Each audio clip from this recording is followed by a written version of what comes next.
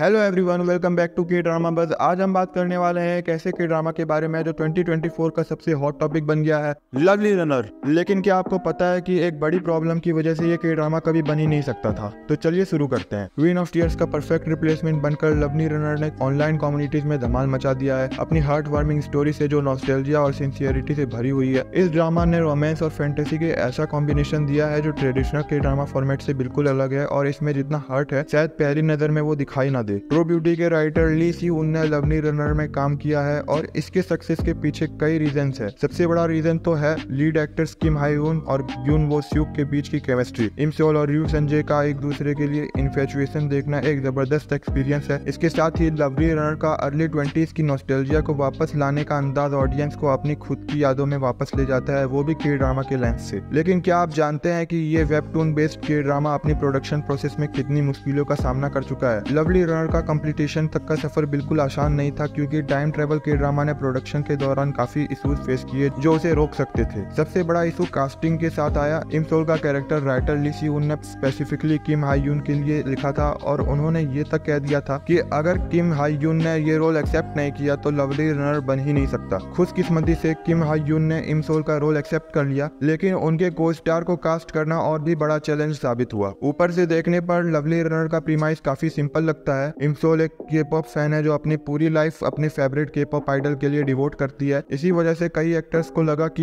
ये रोल उनके लिए वन साइडेड लव और फैन फिक्शन जैसा होगा, इसलिए उन्होंने हेसिटेट किया। लेकिन Netflix romance movie 20th century girl में अपनी अपीयरेंस के बाद डायरेक्टर यून जोंग हो ने यून वो स्यूक को रयू संजय के रोल के लिए कास्ट कर लिया। उनकी एबिलिटी को देखकर जो एक ही टाइम में टीनेजर और 30 समथिंग को कन्विंसिंगली पोर्ट्रे कर सकते हैं। लवली रनर में लीड रोल के तौर पर ये यून वो स्यूक का डिब्यूट है, लेकिन उन्होंने बार बार साबित किया है कि रयू संजय का के-पॉप आइडल का रोल उन्होंने बिल्कुल सही निभाया है। रयू संजय चार्मिंग है, लेकिन साथ ही साथ डाउन टू अर्थ और इनक्रेडिबली लाइकेबल भी। संजय के डिफरेंट टाइमलाइंस के कैरेक्टर ऐसा लगता है जैसे वो अपने पहले वर्जन्स पर बेस्ड है, लेकिन साथ ही ये भी क्लियर होता है कि संजय अपनी लाइफ की किस फेज में है। यून वो स्यूक की केमिस्ट्री किम हाई यून के साथ और एक हाईलाइट है, और उनका कॉमेडी और सिंसियर रिलेशनशिप एक अनबिलीवेबल स्टोरी को भी रियल और हार्टफुल बना देता है। डायरेक्टर यून जोंग हो के क्राइटेरिया पर यून वो स्यूक परफेक्टली फिट बैठते हैं, और उन्होंने अपनी यूथ में एक स्विमर से लेकर 30s के के-पॉप आइडल तक के रयू संजय को कन्विंसिंगली पोर्ट्रे किया। यून वो स्यूक ने रयू संजय के सारे गाने भी खुद ही गाए हैं, और एक्लिप्स का सिंगल सडन सावर साउथ कोरिया के मेलन टॉप 100 में भी चार्ट किया। जैसे जैसे लवली रनर का फिनाले करीब आ रहा है, यून वो स्यूक की मेहनत बिल्कुल बेकार नहीं गई, और जो स्ट्रगल रयू संजय के परफेक्ट रोल को कास्ट करने में हुई थी, अब ऐसा लगता है कि इस रोल के लिए उनसे बेहतर कोई हो ही नहीं सकता था। अगर आपको लवली रनर पसंद आया तो कमेंट सेक्शन में जरूर बताएं, और अगर आपने अब तक सब्सक्राइब नहीं किया तो जल्दी से कीजिए। मैं आपके लिए और भी ऐसे ही इंटरेस्टिंग के ड्रामा रिव्यूज और न्यूज लेकर आता रहूंगा। मिलते हैं नेक्स्ट वीडियो में, तब तक के लिए stay tuned and keep watching K dramas. Bye bye.